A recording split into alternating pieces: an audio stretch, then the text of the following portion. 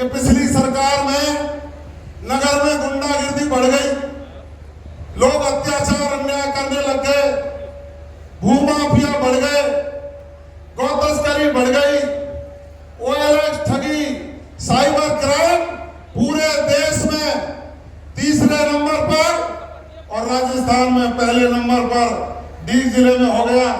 आदरणीय भजनलाल जी, मैं आपका साधुवाद देता हूं। आपने उसी दिन कहा कि थानों को 5 गाड़ी ले जा, 2-4-5 मोटरसाइकिल ले जा, अपराधियों का पीछा मत छोड़े। और आपने जेसीबी एक ही दिया अभी, जो भाई जेसीबी एक ही दी है ना, अभी जेसीबी 4 चाहिए। अपराधियों के खिलाफ राजस्थान की पुलिस ने जो साइबर क्राइम करने वाले हैं, जो गौ तस्कर हैं, जो गुंडे हैं, उनके खिलाफ ऑपरेशन एंटी वायरस चालू करके उनकी संपत्तियों को नष्ट करने का काम आपके भाई, आपके मित्र और इस जनता के बेटे के निवेदन पर शुरू किया, आपके मार्गदर्शन पर शुरू किया। माननीय मुख्यमंत्री जी, इन 5 सालों में जो ये सपने नगर की जनता देखती है, उन सपनों को साकार करने का काम आपके माध्यम से इनका बेटा करने का काम करे।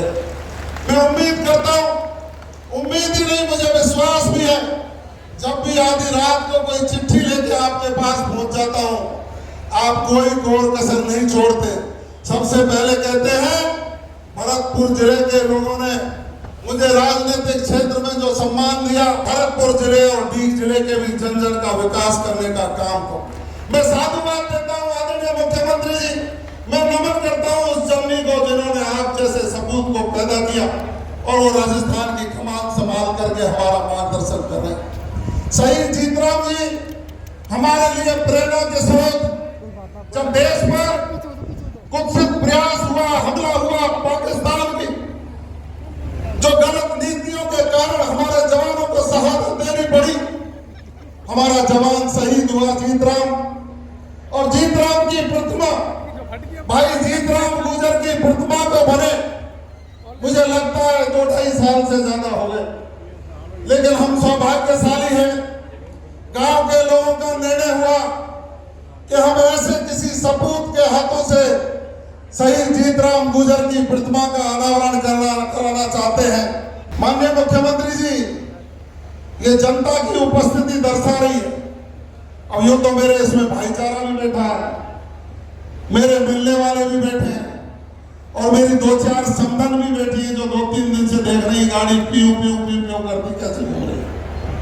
ये समधन बैठी है, दूध काटने की जल्दी हो सकती है इनको, ये आपसे बहुत अपेक्षा करती है। लेकिन मैं आज आपसे कोई डिमांड नहीं करूंगा। डिमांड इसलिए नहीं करूंगा कि आपने कसर ही नहीं छोड़ रखी।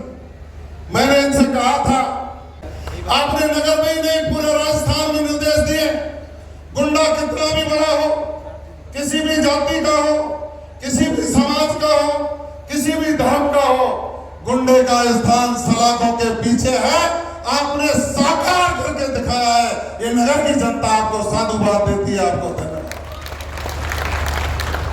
माननीय मुख्यमंत्री जी, मैंने आपसे आग्रह किया था कि हमारे पानी की कमी है, ईआरसीपी में सीकरी का बांध जोड़ दो, मोती झील तक ले जाओ, हमारा पूरा इलाका सरसब्ज हो जाएगा।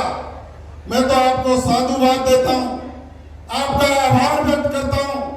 आपने 1 मिनट नहीं लगाई और सिंचाई मंत्री जी को कहा, चीफ इंजीनियर को कहा कि जवाहर बेड़म जो कह रहा है वो आज के आज ऑर्डर करिए, और आपको शुभकामनाएं देता हूं। सीकरी बांध में चंबल का पानी आएगा और वो मोती झील तक जाएगा। ऐसी योजना आदरणीय मुख्यमंत्री जी ने लागू की। हमें चाहिए क्या? पानी चाहिए, रोड कनेक्टिविटी चाहिए।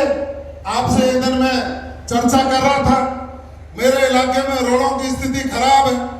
आपने 5 करोड़ रुपया एक झटके में सैंक्शन किया, 3 करोड़ रुपया हॉस्पिटलों की दशा सुधारने के लिए किया, 3 करोड़ रुपया एजुकेशन की व्यवस्था सुधारने के लिए किया, और आपने कहा जवाहर सिंह चिंता मत कर, बड़ौदा मेल से भरतपुर तक एक्सप्रेस वे बनाएंगे, वो भी सुंदरावली के आसपास से होकर के गुजरेगा। आपकी सौगातों की बौछार कम नहीं है। का बखान मैं नहीं करूंगा, वो आपको करना है। लेकिन 2-3 चीजें हैं। ये सड़क जो बनी है ये सीधा भरतपुर को जोड़ती है। सुंदरावली गांव कंजस्टेड है, बसावट ठीक है। अब आप तो यूं कह रहे मैं बाईपास बनवा दूंगा तो वहां भैंस बांधेंगे, ऐसा नहीं। पढ़ा लिखा गांव, हमें चाहिए कि सुंदरावली का भी रिंग रोड बने और नगर का भी रिंग रोड बने, जिससे सौंदर्य भी मिले और भरतपुर से अलवर जाने वाले यात्रियों को एक सुविधा मिले। मैं ये नहीं कह रहा कि आप आज ही घोषणा कर देना, मैं तो आपके ध्यान में ला रहा हूं। बजट आ रहा है, मेरी डिमांड पत्र आपके पास है और मुझे उम्मीद मैं आज ही घोषणा करवाऊंगा, जिद पढ़ूंगा तो लोग लग जाएंगे कि हमको तो बहुत बड़ी योजना लेनी है, बहुत बड़ी योजनाओं पर आपसे चर्चा करनी है। लेकिन आपको इनके लिए ध्यान रखना है, ध्यान रख करके हमारे ऊपर आशीर्वाद बनाना है।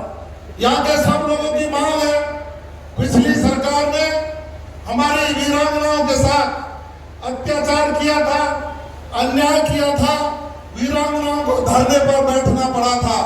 धरने पर बैठने के बाद नगर के कॉलेज का नाम शहीद जीत राम रखा गया, उसमें भी वो त्रुटि कर गए। पता नहीं समाज से क्या उनको गुरेज था। ये लोग चाहते हैं, मैंने आपको पत्र भी दे दिया है, आपने प्रक्रिया में भी ला दिया है, उसका जो पूरा नाम है, कॉलेज का नाम शहीद जीत राम गुर्जर के नाम से होना ही चाहिए। सब चाहते, आप कर भी रहे, आपने निर्देश भी दे दिए हैं, लेकिन सबके सामने चर्चा करना जरूरी है, क्योंकि ये लोग बाद में चर्चा करते कि आपने कहा ही नहीं, वरना तो मुख्यमंत्री जी इतने सहजता रखते हैं, आप मांगते और वही दे जाते।